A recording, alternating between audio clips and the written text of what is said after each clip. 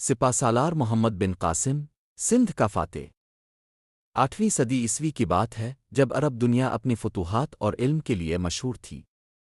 اسی دور میں ایک نوجوان بہادر اور غیر معمولی صلاحیتوں کا حامل سپہ سالار محمد بن قاسم پیدا ہوا۔ ان کا پورا نام محمد بن قاسم الثقفی تھا اور وہ مشہور اموی جنرل حجاج بن یوسف کے بھتیجے اور داماد تھے۔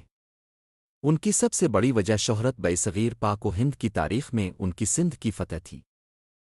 اس کہانی کا آغاز اس وقت ہوا جب کچھ عرب تاجروں کے بحری جہاز سندھ کے ساحل کے قریب بحری قزاقوں کے حملے کا شکار ہوئے۔ یہ جہاز سامان اور خواتین کو لے کر واپس آ رہے تھے جنہیں سری لنکا کے بادشاہ نے بطور تحفہ عرب حکمرانوں کے پاس بھیجا تھا۔ دیبل کے مقام پر قزاقوں نے جہاز لوٹ لیا اور خواتین کو قیدی بنا لیا۔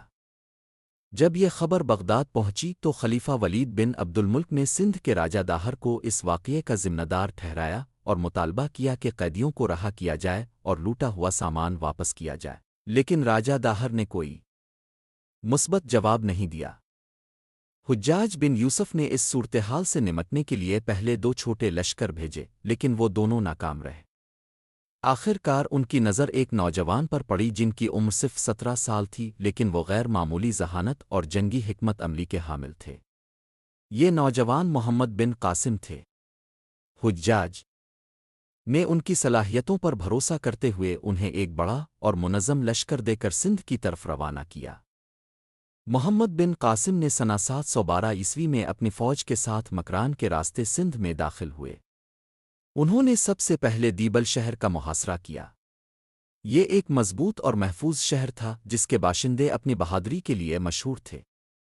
کئی ہفتوں کے محاصرے کے بعد محمد بن قاسم کی حکمت عملی اور جدید جنگی آلات جیسے منجنیق، بڑی پتھر پھینکنے والی مشین نے کامیابی حاصل کی اور انہوں نے شہر فتح کر لیا۔ دیبل کی فتح کے بعد انہوں نے اپنی پیش قدمی جاری رکھی اور نیرون موجودہ حیدرآباد کی طرف بڑھے۔ نیرون کے بدھ حکمران نے بغیر کسی مزاحمت کے ان کے سامنے ہتھیار ڈال دیے جس سے یہ ظاہر ہوا کہ محمد بن قاسم کا سلوک غیر مسلموں کے ساتھ بہت نرم تھا۔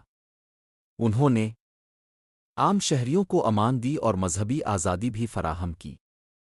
اس کے بعد انہوں نے سہون کا رخ کیا اور وہاں بھی کامیاب ہوئے۔ ان کی آخری اور سب سے اہم جنگ راجہ داہر کے ساتھ تھی۔ یہ جنگ دریائے سندھ کے کنارے راویر کے مقام پر ہوئی تھی۔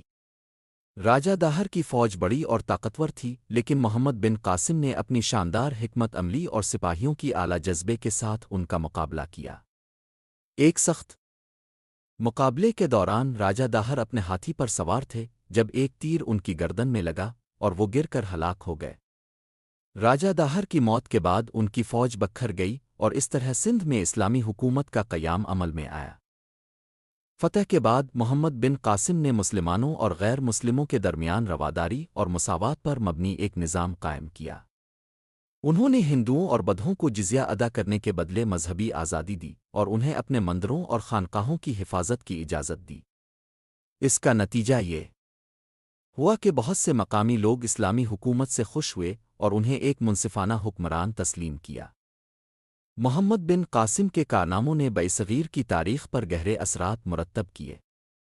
ان کی فتح نے اسلامی تہذیب، علم اور تجارت کے لیے ہندوستان کے دروازے کھول دیے۔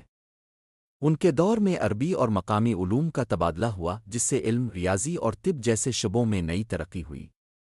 وہ نہ صرف ایک عظیم فاتح تھے بلکہ ایک منصفانہ اور انصاف پسند حکمران بھی تھے جنہوں نے فتح کے بعد بھی دلوں کو فتح کیا۔